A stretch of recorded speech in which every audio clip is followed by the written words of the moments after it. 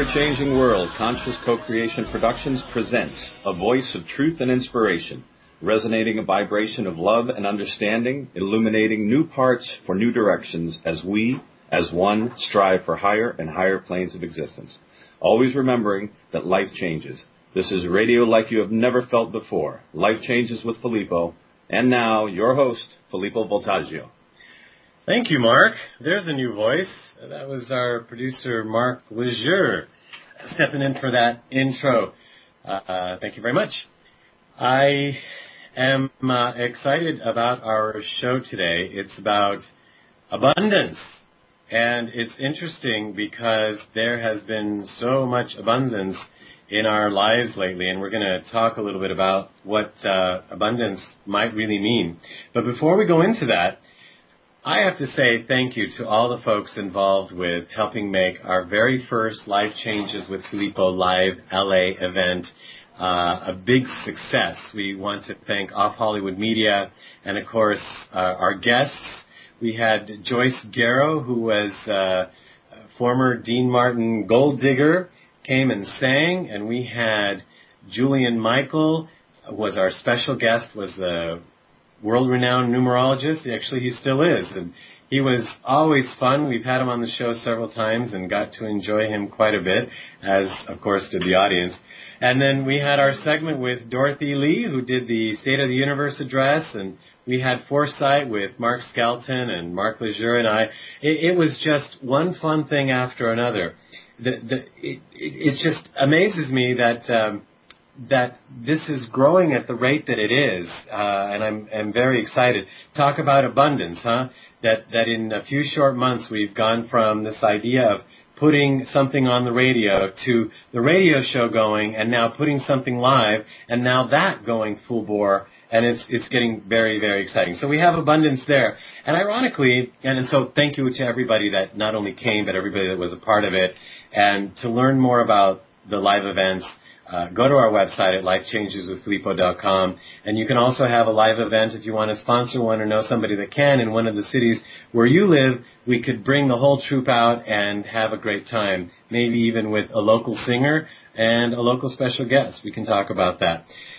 However, talking about abundance, it's really interesting. Here I'm saying we are abundant in the fans that we're getting and the events that are starting to happen and the things that are starting to come into place.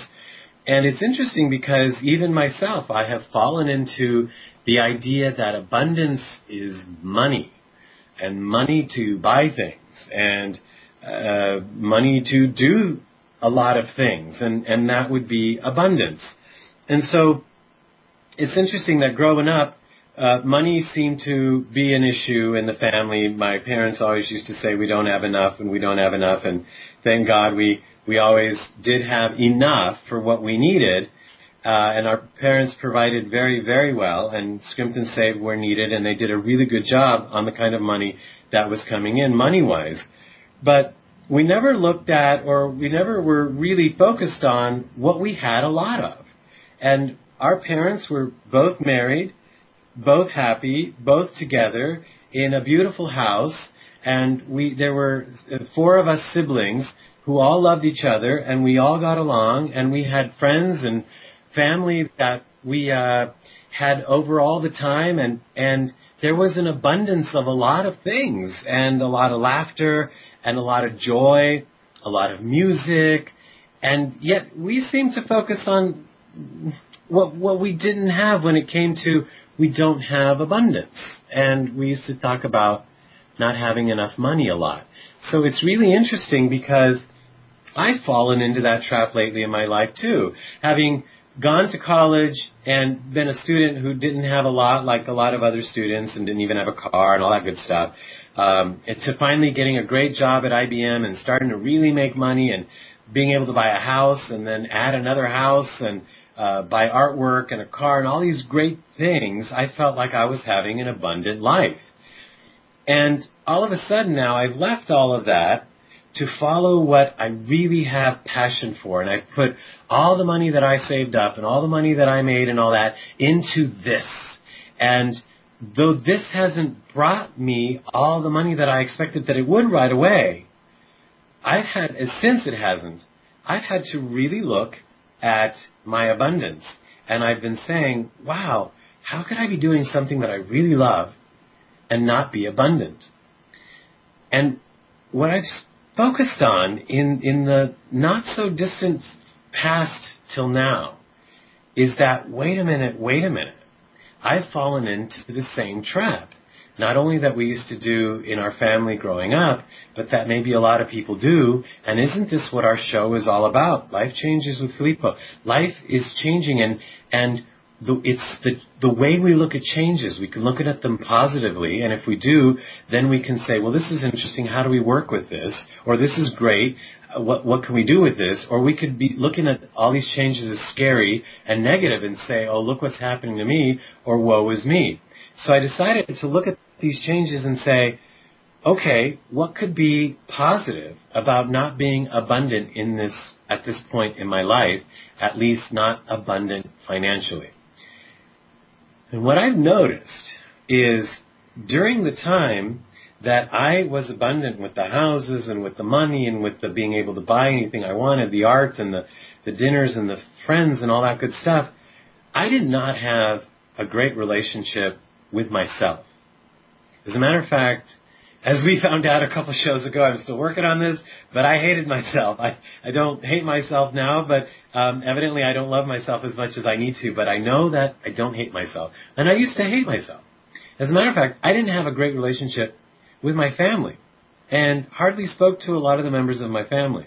And the friends that I had came with the quote-unquote abundance that I had. So we might call them fair weather friends. And it's interesting that I find myself, as I'm looking at this, saying, wow, I'm at a low point in my life financially. But I had to stop and think and say, wait a minute, for the first time, I'm on my way to loving who I am, who I came to be, and feeling like I'm closest to my heart and to my reason for being. I had to stop and look and say, wait a minute. I love every single member of my family, and they love me, and we show it to each other every chance we get. And some of us speak every single day, and we tell each other how much we love each other, and we support each other and can tell each other anything. I now have friends that would give their left arm for me, and vice versa. Although hopefully, we don't have to go there, but we would do anything for each other. And it's not because we're buying each other gifts or we're promising each other we're going to do all these great things for each other. It's because of what we're doing for each other right now. And that is, we're sharing love, we're sharing joy, we're sharing hope, we're sharing inspiration. And if I stop and think about it, I am probably the most abundant I have ever been in my life.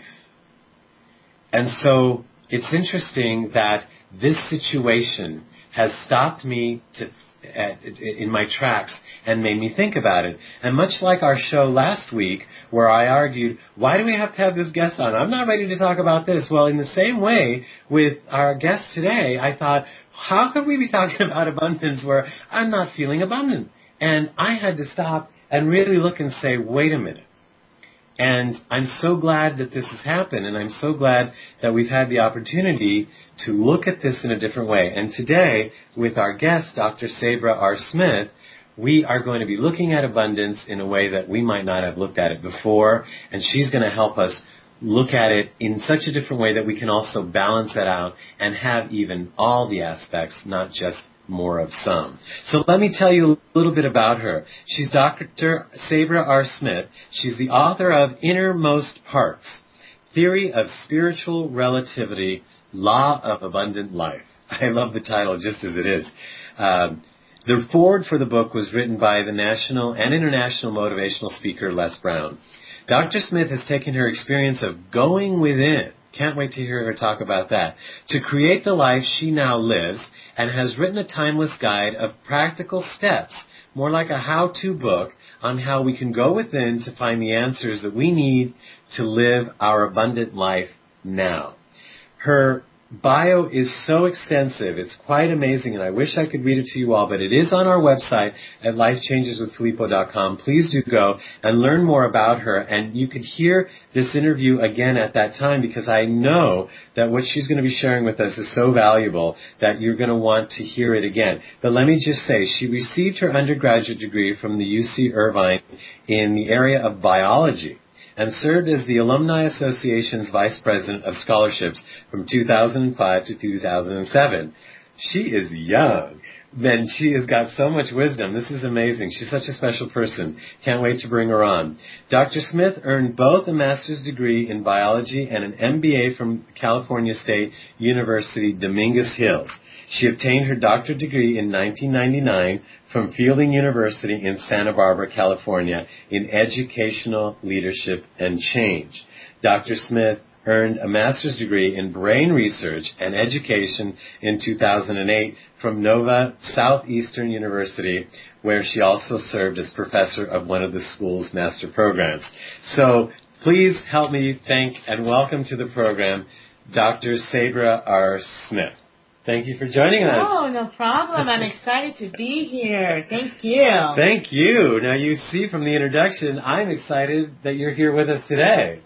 Awesome. Well, it's always a warm, welcoming pleasure to be with like-minded people. And I was just enjoying your introduction. Actually, as you were speaking, I had my eyes closed so that I can heighten my sense of hearing.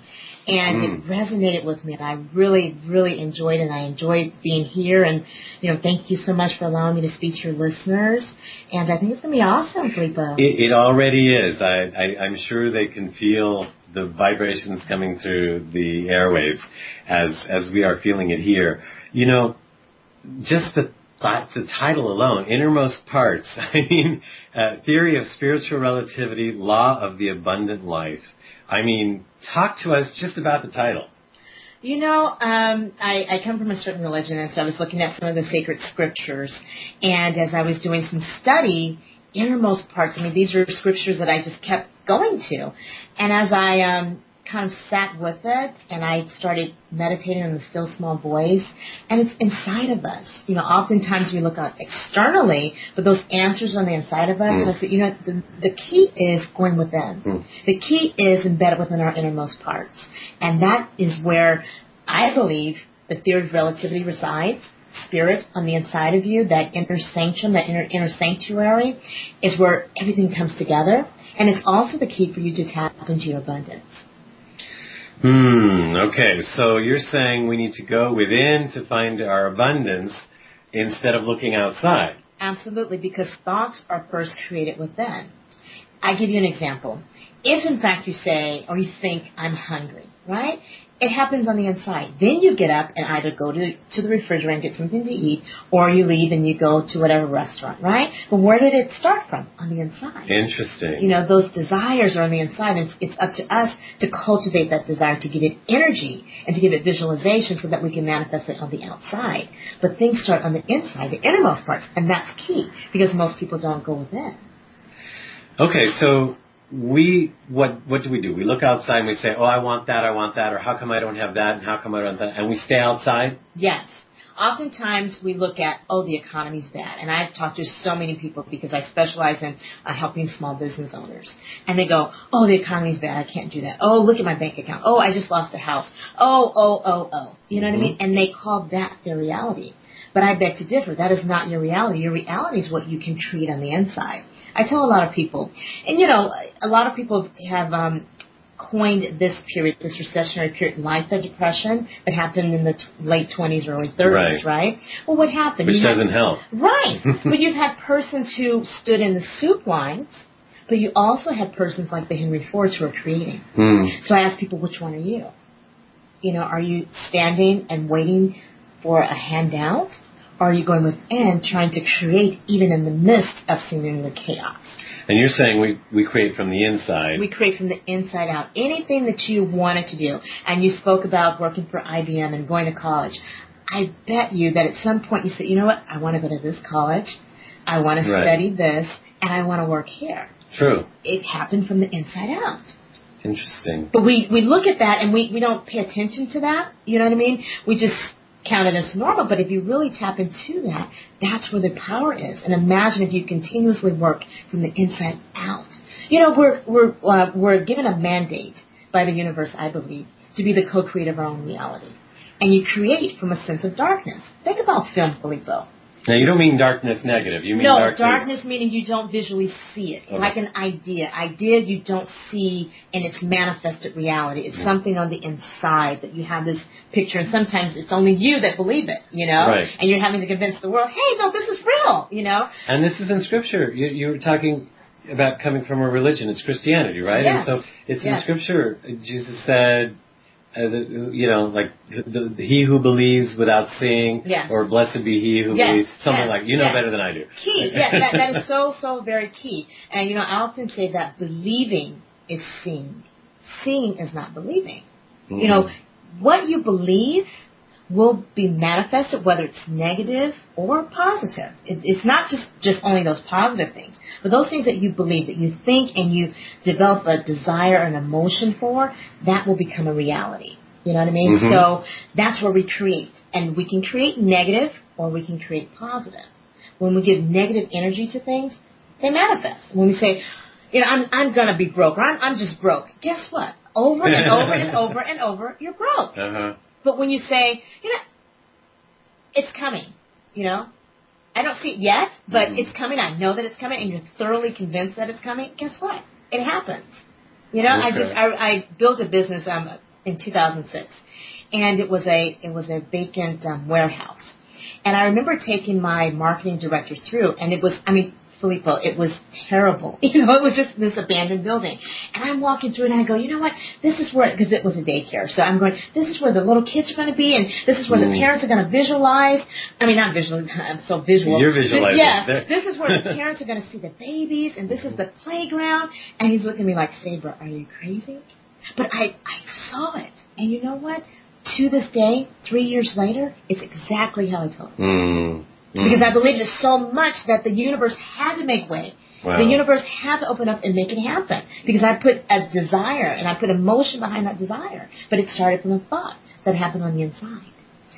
And you saw it through. And so you mentioned that you got to keep at it. And so I want to get to that. But before we do, an interesting point that comes up, I mean, because you grew up with such a strong Christian background, I got to ask this because I know you still keep a faith. A lot of people are saying, you know, the abundance, you know, like the secret of the law of attraction and blah, blah, blah. It's like, where is God in this? It's like, are you saying that that's God? What, you know, how do you justify that? I believe that God is the unifying factor. Okay. And I believe that you can have whatever you want. I mean, throughout traditional scripture, the Bible speaks to it. The Bible says the poor will be with you always. It says that, you know, blessed are those who believe. You know, so it's really what you buy into. It says that if you believe and do not doubt in your heart, you can have whatever you say. So that's abundance. So that is in there. It's already in the in there. scripture. It's nothing new. No, it's nothing new. The Bible, because I read from the Amplified Bible when I'm reading the traditional Bible, and over and over and over the word secret appears. Over from scripture to scripture. Oh, really? Yes. I never really noticed that. Okay. Yes, it says the sacred writings. This is a secret. So this is nothing new. This is not new, Filippo. You know, it's just that it's been highlighted. It's almost like when you buy a car and you buy a green car, you know, for example. Right. And then when you start driving it, you see so many green cars on the street because now your awareness is heightened. You know, with the movie The Secret out now, you know, your awareness is heightened. But it's been there all along. Okay, so this is great. So it's been there all along, but for some reason we haven't focused on it. And now we're focusing on it, and we're using it to our benefit because technically we've been using it to our detriment because, like you just said, if you're thinking I'm broke, you're creating brokenness, if that's a word. Yes, definitely, yeah. Okay, yeah. So you're saying we're already using it. Let's use it for the positive. Absolutely. And so bringing awareness to we are the ones creating, or as you say, co-creating, right? Absolutely. It's all about mindset. It's so about mindset. And mindset is your thoughts coupled with your beliefs. You know, I tell people all the time, your subconscious mind or that underlying belief represents, you know, some say 88, some say 90% of you. Your thoughts only represent 8 to 10% of you. So what happens is when you think, you know, oh, I'm going to, you know, it's a New Year's resolution, I'm going to lose weight. But that underlying belief system is, I don't have time to work out. This Mm-hmm. is, I have to work. I can't do this. I can't do that. Guess what? The underlying belief, because it's a greater part of you, takes over. So what happens is we think, oh yeah, I'm going to be abundant. Oh yeah, I'm going to have this. I'm going to have that. But we don't believe it. Whether it's something from our background, our parents told us, you didn't grow up in a rich family, or you never grew up with a silver spoon in your mouth. And we embody those beliefs. That sticks. Yeah. We embody those beliefs, and so it's hard for us to move past it because we've taken it on as our reality.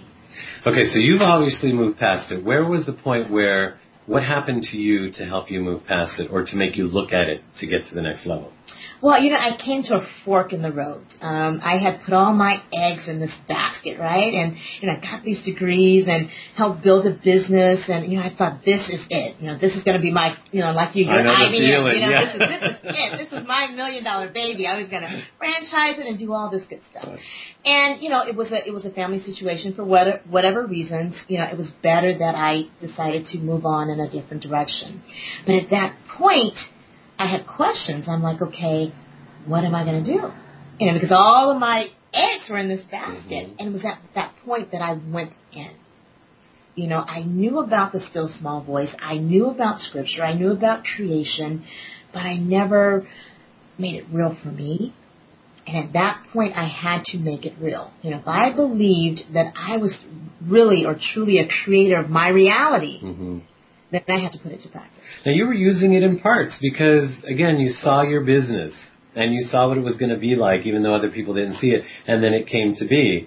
So you were using it in parts, maybe not consciously or maybe not using it in its totality as much as you could. Right, because I looked at it as, most people do. This is a livelihood. This is, I'm going to do this so I can have a family and I can, you just look at it superficially like, this is how I'm going to make money. But you don't look at it as being a constant co-creator. I just figured this was my ticket, But once I tap into who I was and understanding that power that's on the inside of me, I'm constantly creating. You write the book, then you do this and do that, and the sky's the limit. You should be able to do whatever you can conceive and believe. You can achieve it. So we created each other here today. Absolutely. We're doing good. Absolutely. And so it is. And so it is. And so more and more. And not just more, but it's got meaning. So as you're creating with meaning, and you're not just blindly going out there saying, oh, I want this. There's a focus behind it, right? Absolutely. And the key is, and I'm glad you brought this point up, the key is that you want to contribute to a change in the world. Mm-hmm. It's kind of like that butterfly effect. An incremental change can have a huge impact. So, when you create, how is it helping other people? And that's what you want to do. It's not just this superficial money thing. I want this, I want the cars, the houses, but are you getting money so that you can, send someone to college or, build a burn institute? What are you doing to contribute to humanity? And I think that is the key. How are you putting others ahead of you? You know what I mean? How can your vision impact someone else? And I always tell people, listen, purpose should outlive you. You know what I mean? Mm-hmm. You look at the Mother Teresas, you look at the Gandhis, you look at the Martin Luther Kings, your purpose should outlive you. And if it's all about you, when you die, it dies. Mm-hmm. But it's about helping other people. When you die, it stays. Well, you mentioned Gandhi and Martin Luther King. Let's talk about those two characters in history. Were they using this in your opinion? Oh, absolutely. I totally believe it. Martin was a student of Gandhi, but anytime that you can change the mindset of people like the British, just by peaceful means. Gandhi had no guns, he had no rocks, right? But he had a mindset and a belief system, and he was able to shed that light and enlighten others, and they bought into it. And I think that energetic vibration is what really led to the change and to the impact. So they both did the impossible, something that wasn't obvious, but they had a vision. Absolutely. And it was crazy when they first said it, right? Yes. Because oftentimes what you believe, only you see it. until it becomes reality, because it's in your head. Right. Look at the Wright brothers. Oh, man can fly. And people are like, yeah, right. Man can fly. And I was in an airplane taking off just yesterday, and I was looking at a plane. I'm like, as thin as air is, how can a heavy plane stay in the sky? And it just, it baffled me. Can you imagine the people who, before the Wright brothers, they probably got all kinds of negativity because no one believed it. Right. But they saw it. Absolutely. And that's the key. Okay, so you're suggesting that we should see it. And how do we go from seeing it to actually manifesting it?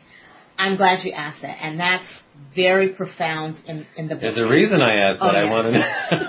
It's very profound in the book. And I'll get you a copy of the book if you don't have it. But no. It's very profoundly stated in the book, Innermost Parts.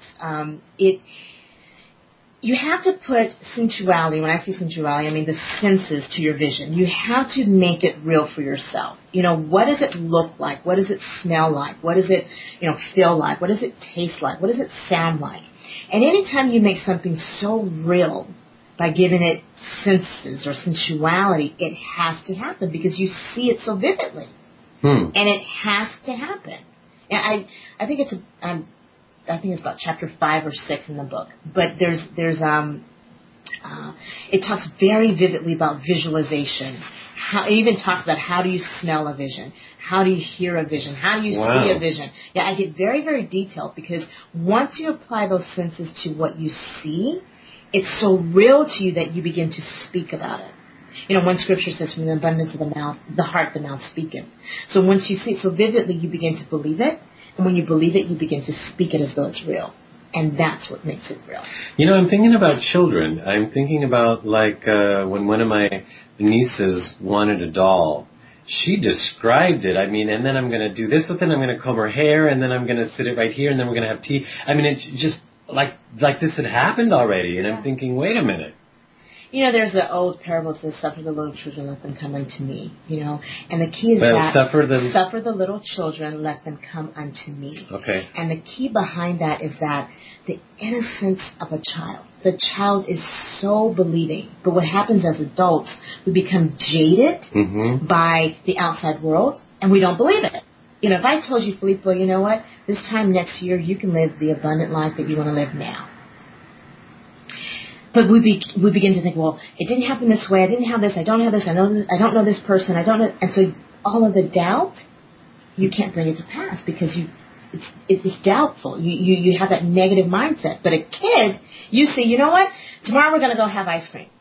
The kid believes it. And it becomes so real that the next day they go, are we going to have ice cream? When are we going? Where are we going to go? And I'm going to have chocolate, and I'm going to have sprinkles on top, and I'm going to... Absolutely. They've tasted it, they've eaten it, they've dropped it. They've already... Well, the interesting thing is, and it goes back to what we're creating, because there was a time not long ago when I was saying, I want to have a relationship with every member of my family. I love them so much, I don't know how to relate with them, or they don't know how to relate with me. Is it me? Is it them? And so I was working on that subconsciously without even knowing it, and I was creating that. Or I never really felt like I had true friends, or I could have more of them or something. So that happened. And here we are having this conversation. And so it's like, for whatever reason, with the money thing, underneath there could have been something else, and I was talking about that. So, yeah, a year from now, I could see it, because as of this moment, Sabra, we're talking money. Money. But, the thing is just like you said, it's a greater cause than I am, because I am seeing, for all of us here on our team at Life Changes, we are helping people change their lives. Just people listening to you. For those that didn't know you yet, I'm so glad that they're going to get to know you, and you're going to be on the website. And for you, just like so many other guests, we're going to get emails saying, I'm so glad you had that guest on. I learned this, or I cried when I heard this because that spoke to me, whatever. And so it's for a greater cause. It's important, not just for me. Absolutely. And that's key. That is the key, to share your abundance. And it doesn't have to be a tangible monetary abundance. Right. It could be a mindset. It could be a belief system. Share your abundance with others. And then what happens is you're replenished, Right. It's just amazing. I'm just so inspired I I don't know if I told you this, Felipe, but I can't take credit for innermost parts. Mm. You know, I did it in a short amount of time, and I believe that it was honestly a download, for lack of a better word. But I'm just so inspired by the book Innermost Parts. Mm. You know what I mean? Just standing from the outside, you know, taking my author hat off and just, you know, speaking from a standpoint of a person who's read it numerous times. I'm so inspired by it. And, you know, if they feel like they want to know how can they live the abundant life now, you know, and this is a how-to, you know, what steps do I take? Because sometimes we just have this overarching theory and no application. Right. Well, that's what I was going to ask you. Okay, so we've set this goal, and a year from now, yada, yada. So we go within. And what does that mean? How do we look within? Meditation's key because you need a clear mind. And so... is that like prayer, or is that... Meditation is stilling or a stillness of the mind, okay. You know, and thought. You know, you don't want to do your own thinking because your own thinking got you where you are now. You know, so if you want to change... then you need to tap into a higher source. So meditation is just, and it could be, you know, you could be meditating on a word. It could be a mantra that you meditate upon. And a mantra is like a series of words. Yes, that have meaning to you, that applies to you. And you just sit and you listen. You know, it's a stillness. And because everyone has that within them, you know, it's not just you or myself. Everyone has it, but we don't know how to tap into it. You know, and so Innermost Part speaks to how do I position myself to hear the still small voice? Because that voice is your guide, Filippo. You have a desire now to reach this abundance, but now you need guidance. Okay, what do I do? Where do I go? Who do I talk to? You know, and oftentimes what we do is we take world ideology and that, okay, I have to have the right networking group. I got to go knock on this door. I got to go see this person. When in actuality, your guide is trying to talk to you, but you're not going within to listen to the answers that are already inside of you. You're looking without. So how many people do we know who are living a life or whether it's a regular job and they're looking at the president of the company or their boss or whatever, and they're saying, I should be in that position, and they're going, yeah, right, and then they drink themselves numb because they don't want to hear that. Yes. Because they're not there and they don't know how to get there, so they're just going to, you know, numb themselves out, drinking or alcohol or drugs or whatever, just to stop that voice from saying, you're better than this. Absolutely. You know, you should be there, or you should be doing this, or you should be a dancer, or you should be something else. And sometimes fear is a factor. We fear the unknown. You know, if I leave this company, what am I going to do? You know, I have a family, you know, and so we fear the unknown, when in actuality, sometimes change is what we need to go to our greater path or our greater height. Right. You know? And we certainly aren't suggesting that people leave their companies right Absolutely now, because not. if they do and they take themselves with them, then they've got even more problems, right? Absolutely not. Yes, I agree. But no, the key is that you need to listen to the inner voice. Start listening. Listening. Just okay. And you don't take action right away. Become acquainted with it. Listen, especially for persons who are not familiar with listening to the still small voice. I would suggest that you just become acquainted with it. What is it telling you? You know, and it may be something small. Act upon that. See what happens. You know what I mean? Mm-hmm. And that's what I did. I had to take baby steps, you know, because I had lived spirituality on the outside for so many years, and I didn't take it on the inside. And when I began to embrace it on the inside, then I knew who I was. I began to have confidence, you know, because of that direction that was on the inside of me, because I learned to trust it. Now, so you had this fork in the road where you had to figure something out fast. You know, it was either ruin the relationship with your family or the business or find your path. And so are you saying that maybe that fork in the road was there, that was really part of your path? Absolutely. I believe it without a shadow of a doubt. And I'm grateful for it. You know, I have immense gratitude, because if not, you know, I wouldn't have been able to contribute to the world in the lives of Innermost Parts.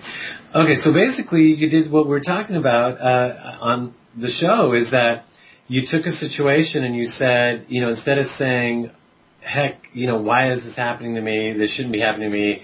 I had a good thing going here, and, you know, woe is me kind of thing. You looked at it and you said, well, let me not put words in your mouth. What did you say?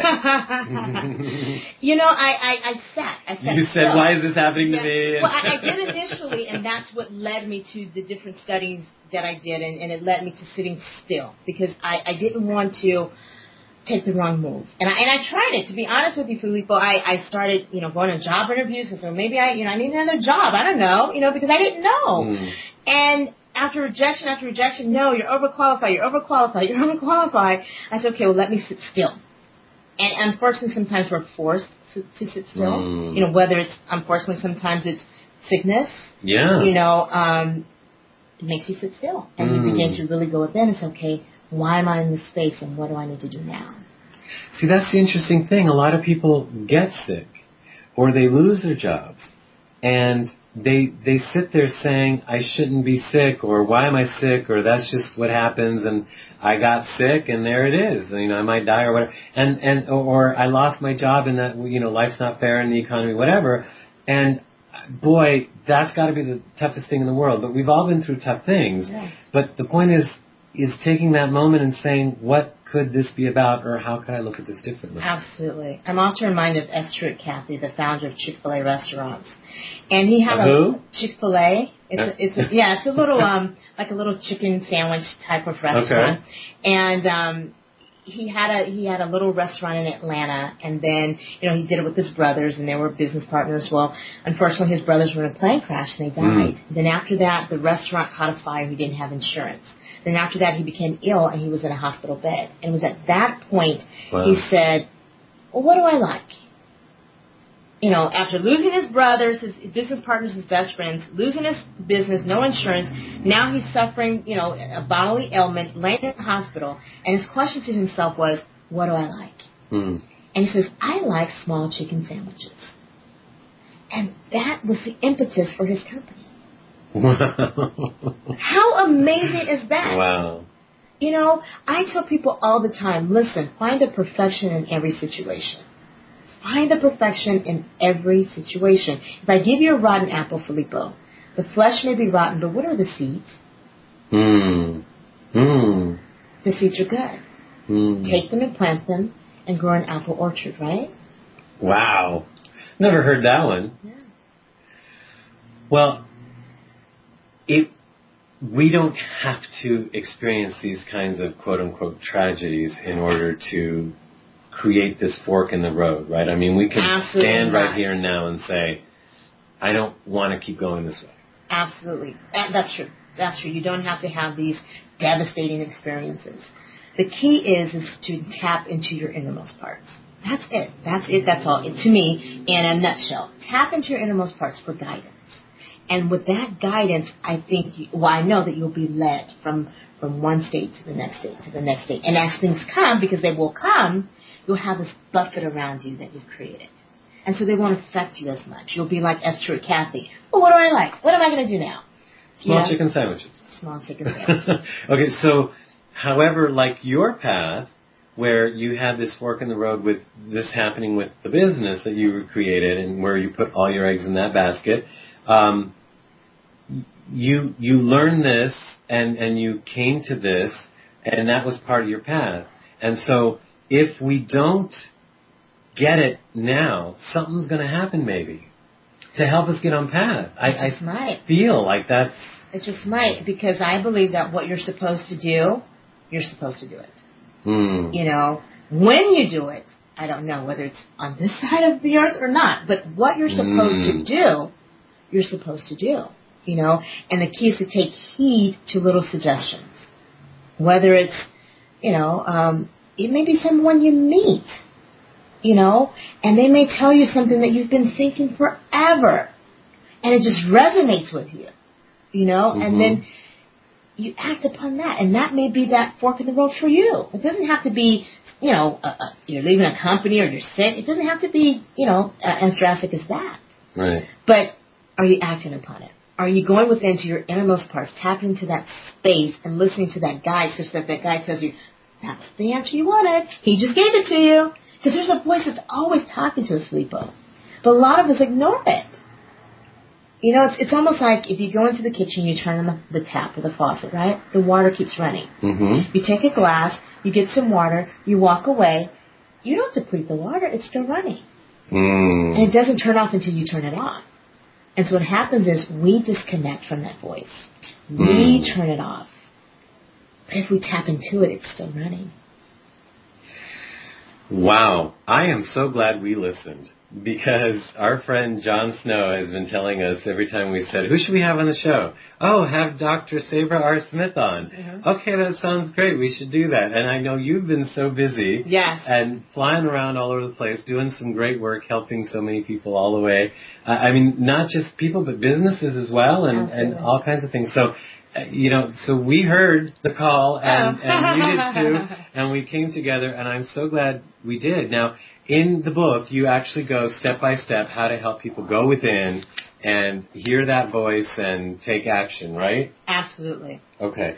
So the book is Innermost Parts, Theory of Spiritual Relativity, Law of the Abundant Life. And reading the book can help you have that abundant life now, not tomorrow, not a year from now, but starting now, because you could also start to look at it all differently, right? Absolutely, and it helps you develop that mindset. I mean, that's really the key. You have to start with a mindset first, because remember, we're going from the inside out. So your thoughts energize your beliefs, and your belief is really the greater part of you, your subconscious mind, and from the abundance of what you believe, you begin to speak it into existence. And as your words project those things that you want, you'll get them. We've been doing it backwards. Absolutely. Well, I'm glad you set us straight, and I'm glad the book is out there for everyone, including myself, who, yes, I will be getting a copy and looking forward to that, and getting to read it myself. Again, this is Dr. Sabra R. Smith that we are speaking to. The book is Innermost Parts, Theory of Spiritual Relativity, Law of the Abundant Life. And please tell us how people that are listening can get the book, and also how they can get in touch with you. Absolutely. Actually, they would get in touch with my manager. I manage the Vision Entertainment, Inc., and they can call as soon as right away. Area code 702-429-7487. Is that Jim? Yes. We love Jim. Jim is awesome, isn't she? Yes, she is. So again, the number is 702-429-7487. Okay. And I know that we put a link up on our website of how people can get the book. But do you have that off the top of your head, or people can always go to Life Changes with Filippo and click on it from there? They can go there. They can go to Amazon.com. If they call Jem at 702-429-7487, she can direct them to purchasing it. And then my website, www.sabrasmith.com. And that's DrSabrasmith.com. And that's DrSabra, that's be like boy, Smith.com. Is the R in there or no?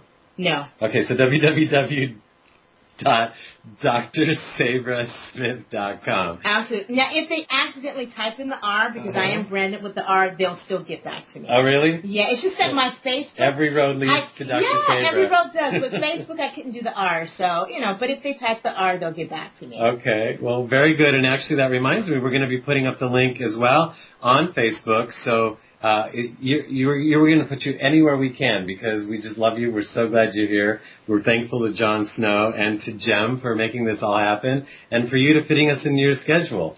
So thank you again to Dr. Sabra R. Smith. And once again, the book is Innermost Parts, Theory of Spiritual Relativity, Law of the Abundant Life. On, what is it? Is it Tate Publishing, right? Yes. Okay. Mm-hmm.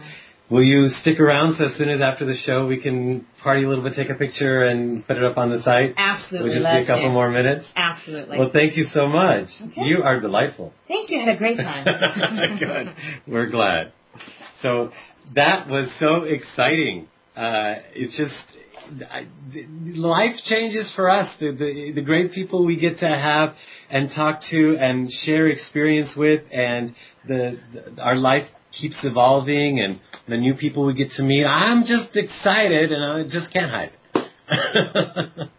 And now I'm excited too, because we've got our very own Mark Skelton on with the Luminary List. I keep wanting to say Illuminary List, but that's kind of interesting, a kind of a double play on words. Luminaries illuminate. You are an illuminator. And good evening, Filippo. Good evening, and good evening.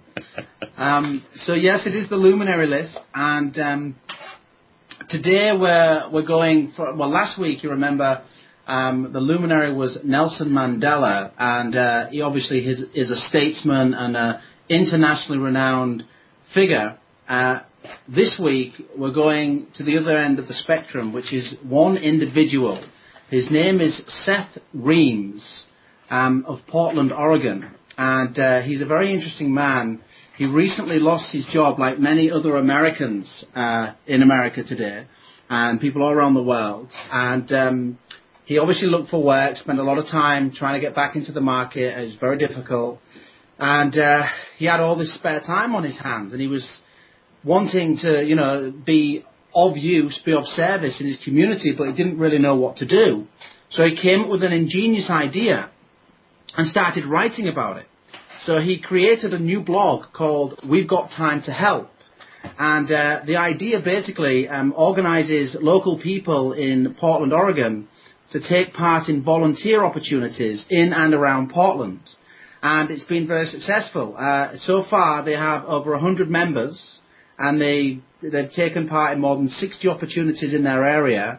And they can be anything from doing yard work for a local woman with multiple sclerosis to collecting dog toys and food to give to a local animal shelter. And so it's amazing because you've actually got someone who was made unemployed or made redundant. He felt redundant. He felt as though he wasn't of service in his local community. And instead of just buying into that idea and into that belief system, he decided to find the thread, the golden thread, if you like, or the silver lining in the cloud. And similar to what our guest tonight was talking about, it's like, whenever there's a dark cloud, there's usually a very positive lesson in there.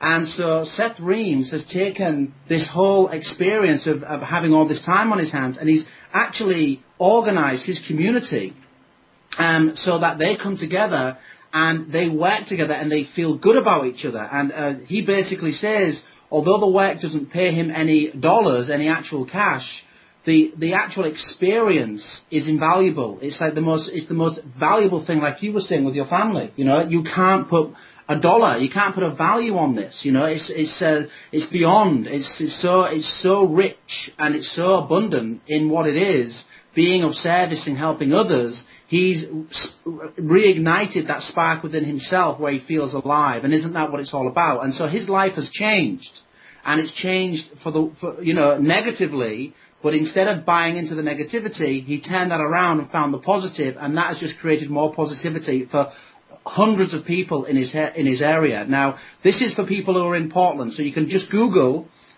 We've got time to help. You Google that, and if you're in Portland, you can connect with Seth Reams and actually do this work with him.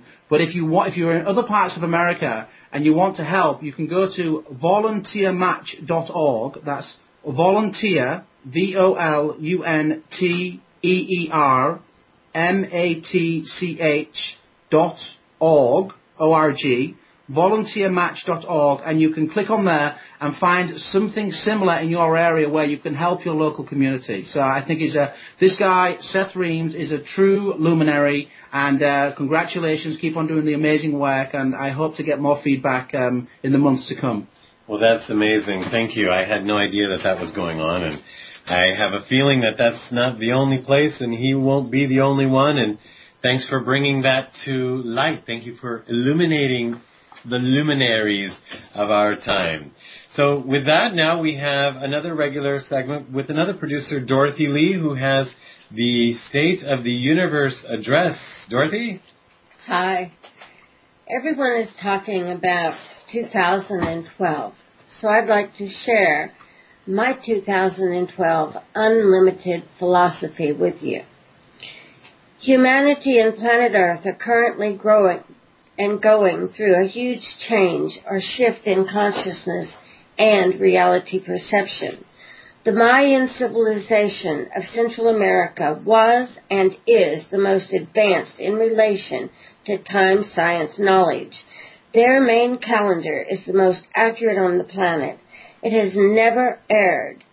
They actually have 22 calendars in total, covering the many timing cycles in the universe and solar system.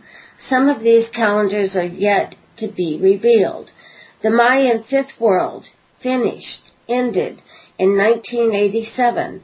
The sixth world starts in 2012. So we're currently between worlds. This time is called the apocalypse, or revelations. This means the real truth will be revealed. It is also the time for us to work through our stuff, individually and collectively. The Mayan sixth world is actually blank. This means it is up to us as co-creators to start creating the new world and civilization we want now. The Mayans also say that by 2012, we will have gone beyond technology as we know it. We will have gone beyond time and money. We will have entered the fifth dimension after passing through the fourth dimension. Planet Earth and the solar system will come into galactic synchronization with the rest of the universe. Our DNA is being upgraded or reprogrammed from the center of our galaxy. Everybody on this planet is mutating. Some are more conscious of it than others, but everyone is doing it. In 2012, the plane of our solar system will line up exactly with the plane of our galaxy, the Milky Way. This cycle has taken 26,000 years to complete. Virgil Armstrong also says that two other galaxies will line up with ours at the same time, a cosmic event. Time is actually speeding up or collapsing. For thousands of years, the Schwamann resonance or pulse, the heartbeat of Earth, has been 7.83 cycles per second. The military have used this as a very reliable reference. However, since 1980, this resonance has been slowly rising. It is now over 12 cycles per second.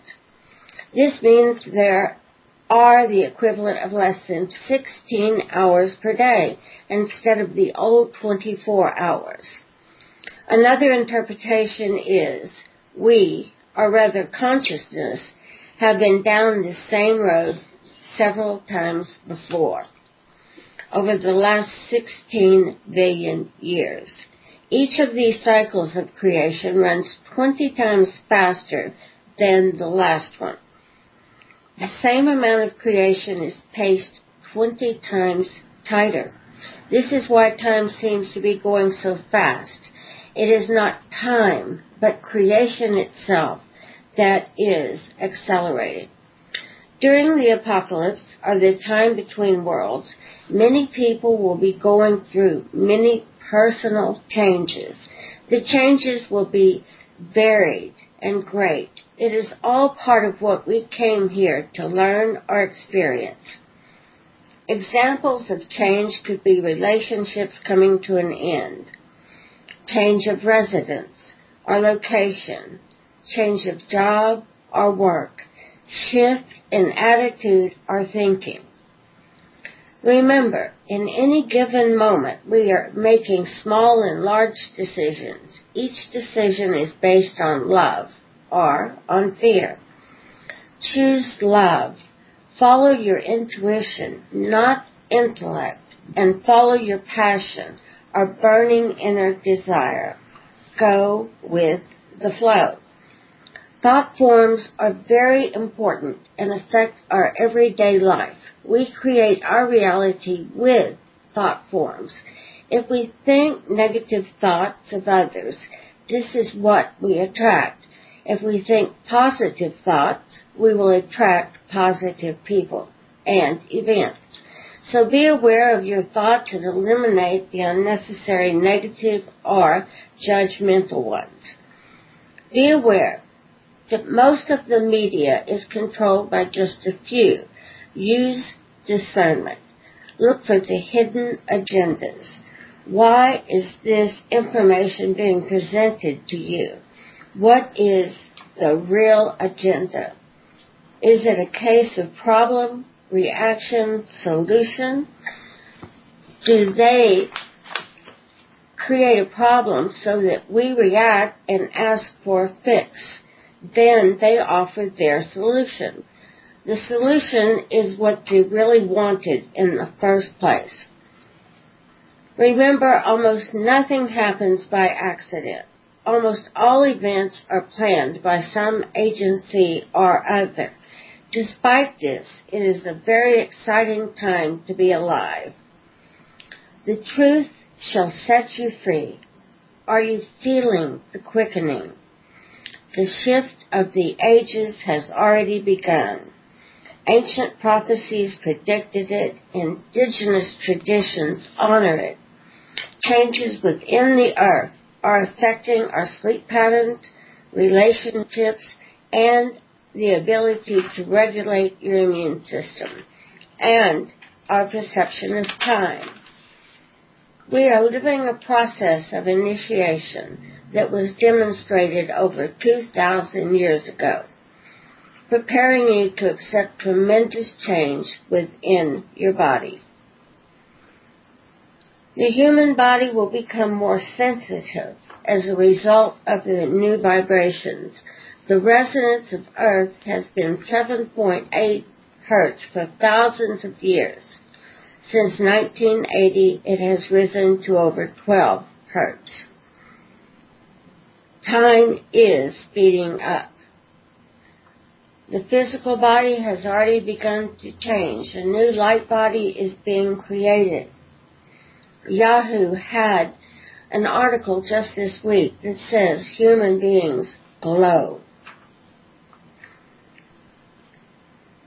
You are becoming a galactic human. Know that this is perfect. And as we move forth into the fourth dimension, we are consciously experiencing a shift in consciousness, and this is a state of mind more than an actual place. When you are living your life with all of your chakras wide open and all of those around you are experiencing life in the same way, it will be the fourth dimension. The many agendas for planet Earth are being played out. But remember that you are the power in your world. So work towards healing the planet and yourself, and say no to those who wish to control you. Following the Mayan calendar can help free us from the time and money cycle, liberate the mind, and open the way to the new age beyond time and money.